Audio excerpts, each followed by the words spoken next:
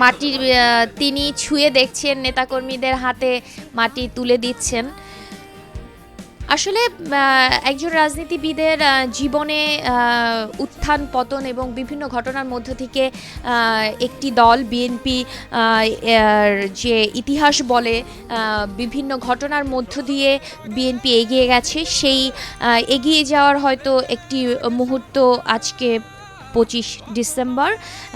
25 December বিএনপির যে দলীয় যে সক্ষমতা, বিএনপির যে সাংগঠনিক জায়গাগুলো, সেই জায়গাগুলো আরও বেশি শক্তিশালী দৃঢ় হবে তারেক রহমানের দেশে ফেরার মধ্য দিয়ে, এমনটি মনে করছেন নেতাকর্মী। আমরা দেখতে পাচ্ছি যে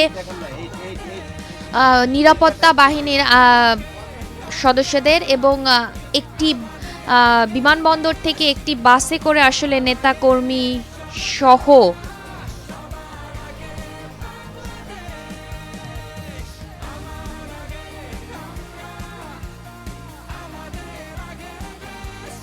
এবার তারেক রহমানকে আমরা দেখতে পাচ্ছি যে নেতাকর্মীদের সঙ্গে নিয়ে তিনি একটি বাসে উঠছেন, যেটি অপেক্ষায় ছিল তার।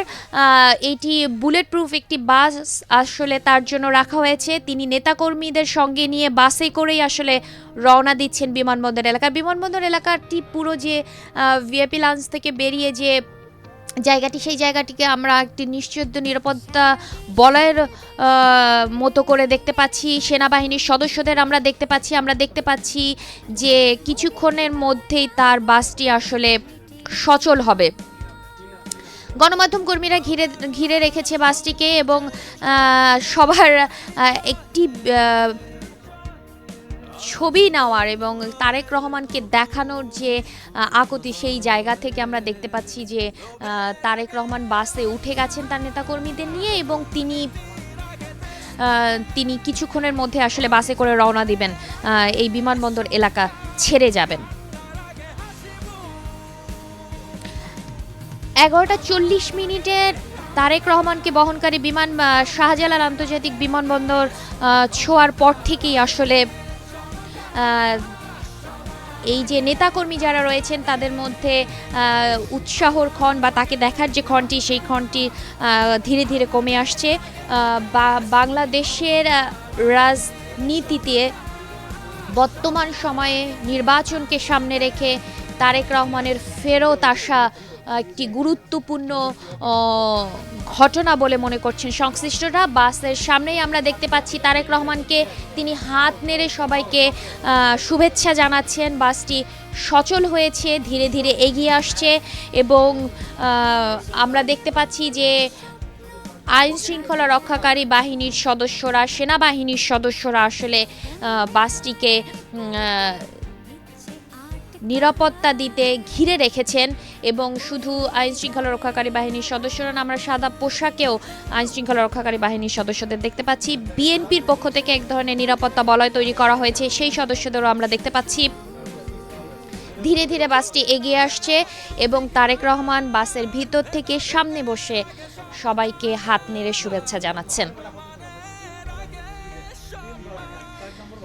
বাসের সামনে তারেক রহমানের দেওয়াই একটি স্লোগান আমরা দেখতে পাচ্ছি, সবার আগে বাংলাদেশ। এটি আমরা বারবার তাকে বলতে শুনেছি এবং বারবার এই স্লোগানটি নেতাকর্মীদের উজ্জীবিত করার জন্য তিনি বলেছেন এবং নেতাকর্মীদের সংগঠিত করার জন্য তিনি বলেছেন। সর্বোপরি এই স্লোগানটি বিএনপির পক্ষ থেকে একটি বড় বার্তা হিসেবে দেখা হয় বর্তমান সময়ের রাজনীতিতে।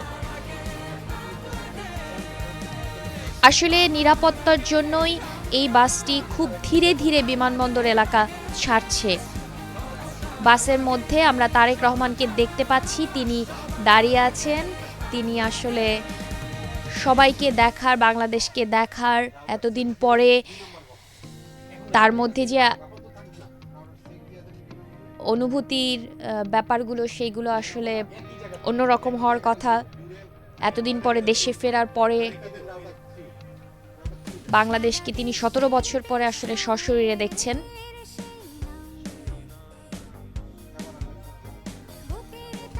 ধীরে ধীরে তাকে বহনকারী যে বাসটি এবং নিরাপত্তা রক্ষাকারী বাহিনীর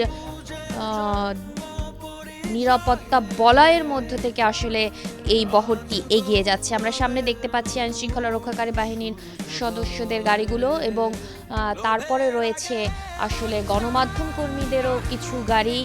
তারপরে আমরা দেখতে পাচ্ছি বাসটিকে, এবং বিমানবন্দর এলাকাটির যে নিরাপত্তা রক্ষায় আইন শৃঙ্খলা রক্ষাকারী বাহিনীর বিপুল পরিমাণ সদস্যকে আমরা দেখতে পাচ্ছি, তারাও আসলে এই বহরটির পাশে পাশে এগিয়ে যাচ্ছেন এবং নিরাপত্তা দিচ্ছেন।